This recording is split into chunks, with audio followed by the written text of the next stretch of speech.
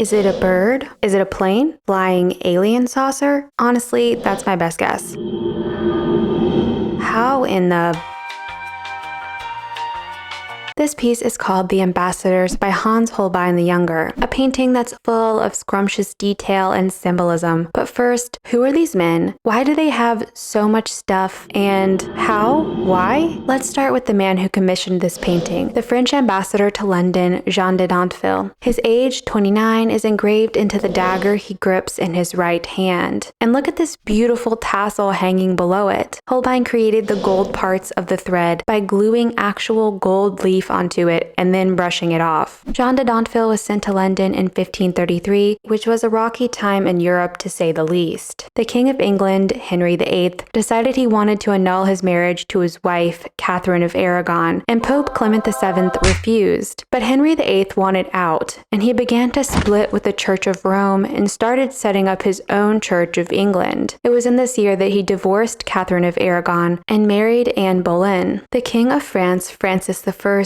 really wanted to stop Henry and was deeply concerned about all the unrest occurring in Europe at the time. He entrusted Jean de Donphil to pass messages between him and the King of England. So the ambassador made his way from France to London for the marriage. Jean de Donphil pretty much hated it in England. He was sick the whole time, he hated the weather, he really just wanted to go back home to his chateau in Policy. He wrote in a letter to his family that year, "I am and have been very weary and wearisome. I am the most melancholy, weary, and wearisome ambassador in the world." One of the first things he did when he got to London was import 30 tons of Gascon wine. This fluffy-looking outfit is likely what he wore to Anne Boleyn's coronation, and probably cost him a lot of money, which also probably didn't help with his mood. He must have been pretty upset when he learned that his stay was being extended because Henry VIII and Anne Boleyn were pregnant. This is Jean de Donphil's friend, Georges de Selve, the Bishop of Lavore. His age, 25, is written on a book under his right arm. It's not known exactly why he came to London, but it was probably to send a message from Francis I to Henry VIII.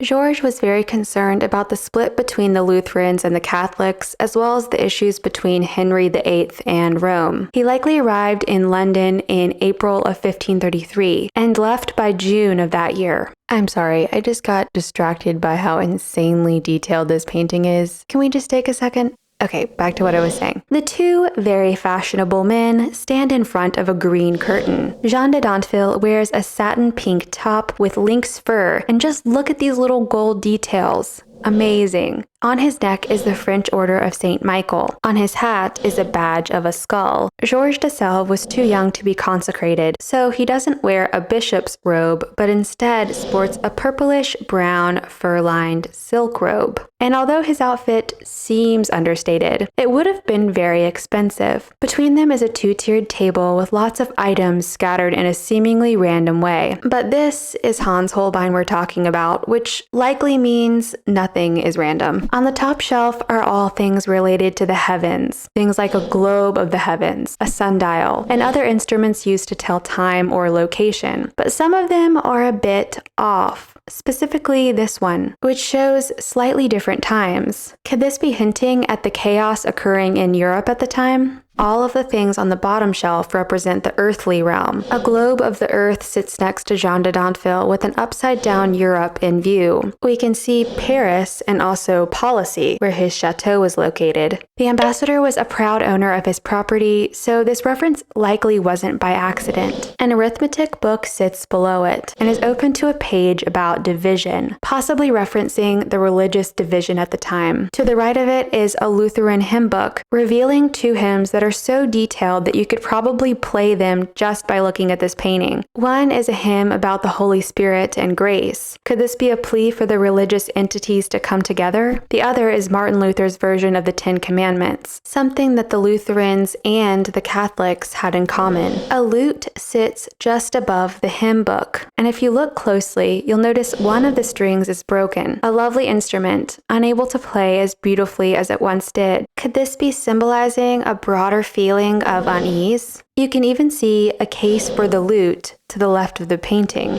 The beautiful patterned marble floor is reminiscent of the floor in the sanctuary in Westminster Abbey. It's not completely clear why Holbein chose this flooring, but a clue might be an original inscription that was on the floor of the sanctuary, which has since faded. It translates to, "This spherical globe here shows the archetypal macrocosm."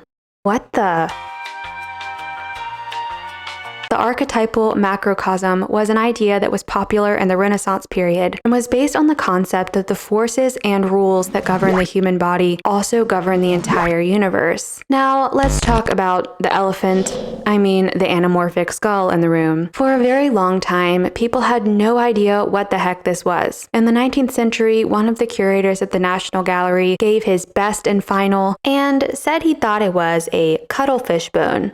He was right about the bone part. It is extremely hard to see at first. You have to stand off to the far right of the painting, look down at it, and the skull suddenly appears. And once you see it, you really can't unsee it. This detail is known as a memento mori, which translates to "remember thou shalt die." Yeah. Very emo, I know. Although this seems like a strange detail to us today, it wasn't that weird for people to be portrayed with skulls as a token of mortality. They served as a reminder that no matter the material riches or intellectual riches you accumulate in your life, no one is immune to death. No one knows for sure how Holbein created this illusion. The artist likely used it as an opportunity to flex his skills. It's speculated that this piece was intended to be placed at the bottom of a staircase, so as one came down the stairs from the right, they would be greeted with the skull before the rest of the painting. But why would people who take such pride in their intellect, their property, their status, their beautiful clothes, want the idea of death casting a shadow over all of it? Were they not concerned that this would make them look a little foolish? Actually, this was exactly the point, because during the Renaissance period, death was a very real and ubiquitous thing for people. Plagues and other serious diseases would come without warning and wipe out huge swaths of a population. Everyone wanted to make sure they were ready when their time came. And how would one go about doing this? They would make sure they were right with God. And that's where this sneaky detail comes in. A small silver crucifix hides behind the green curtain to the left of the painting. For Christians, this is a reference to the idea of salvation in the afterlife and connects with the skull to represent eternity. We may never know why Jean de Donphil decided to have a double portrait done. Maybe he originally wanted a portrait of himself, but was so excited to see his friend that he decided to include him as well. Holbein likely created this piece during the time when both men were in London. In fact, the cylindrical sundial apparently either indicates the date April 11th or August 15th. The former is around the time when Georges de Selve was visiting, but was also the date of Good Friday in 1533, a Christian holiday that commemorates the crucifixion of Jesus Christ. There are some indicators that Holbein rushed this painting. The beautiful rug hanging from the table is conveyed simply by dabbing a thick brush onto the base color of the painting. And the curtain was made by creating a flat pattern and then going in afterward to add the creases and shadows. Not to mention, Georges de Selve's expression appears a bit